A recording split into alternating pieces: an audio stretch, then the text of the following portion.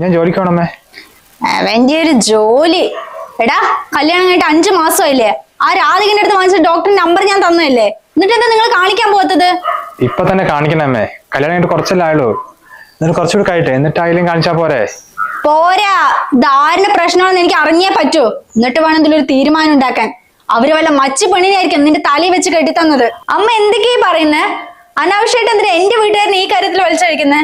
ഞങ്ങൾക്ക് കുട്ടികളില്ലാത്തത് അവരുടെ കുഴപ്പം കൊണ്ടാ? നിർത്തടി അവിടെ. നിന്നോട് ആരെങ്കിലും അഭിപ്രായം ചോദിച്ചോ?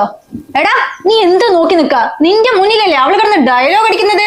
എന്താടി അമ്മയോട് എങ്ങനെ സംസാരിക്കുന്നേ? എന്തായാലും നീ പോയി മാറ്റുവാ. ഇന്ന് ചെക്ക് ചെയ്തിട്ടേ കാര്യമുള്ളൂ. ആരെ പ്രശ്നമാണെന്ന് അറിയണല്ലോ.